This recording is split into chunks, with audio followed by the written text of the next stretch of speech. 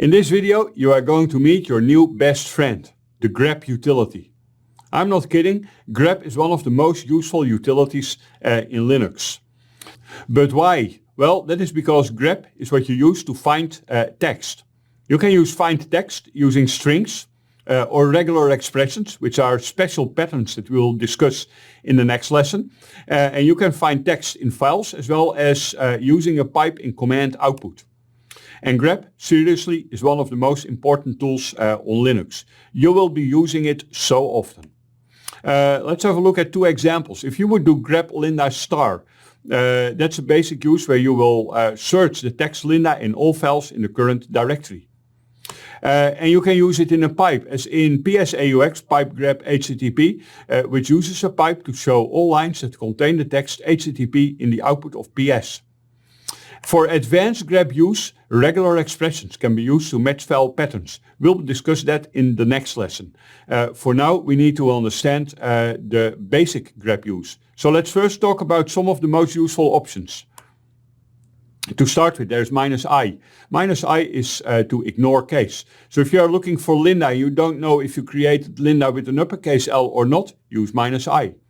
-v is convenient. It will exclude a pattern. -l lists files that contain the pattern without showing matching lines. And then we have a couple of options, -a5, -b5, -c5, to show you also the lines before and the lines after. And -c is for combined -a as well as -b. And grep -r will recursively search for a pattern. Let me show you how this works. Alright, let me start with sudo grep linda on etc star, which will look in star in etc to see if there is occurrence of the text linda. There we go. And oh boy, I'm getting a lot of messages like is a directory and whatever else. That is one side effect of grep. If it finds a file that is a directory, it will tell you, hey, I have a directory. I don't want to see this, so I'm using 2 greater than dev null. We've already seen that. This is redirecting errors to the null device, which makes it you don't see them. And here we see the result. In the result, it starts with the file name, and after the file name, you see the matching line. If you don't want to see the matching line and just the file name, you can also consider using grep -l. Grep -l is filtering out all of this. Another use is PSAUX pipe grep HTTP. The use case, I want to know if my HTTP server is up and running, so I'm using PSAUX. And what do we get? Well, we get a result. And the fact that we get a result is maybe not what you want to occur. You can see in the result, grep --color is auto HTTP. This is my grep command. In case you are wondering where does this --color come from, well, that's a shell setting that automatically is showing you colors in grep to make it more usable. We'll talk about that later. But the thing is, if I am checking if HTTP is up or running or not, then I don't want to see the grep command in the result. I just want to see whether or not HTTP is running. So I want to exclude lines that contain the text grep. Grep -v grep. And in case you are thinking, hey Sander, can't you read that for yourself, that this is wrong? Of course I can read it.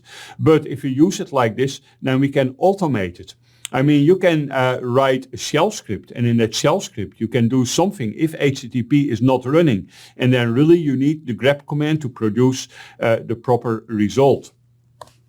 Right, some more. Grep -a5 linda on etc pass wd, which is showing us the 5 lines after. Apparently there are no 5 lines after. How about -b5? There it is working, the 5 lines before. So I guess we should be using grep -a3 on tcp dump in etc pass wd. So tcp dump, so that at least you can see that the lines after is working as well. And how about we make that C3, then we see the lines before and the lines after.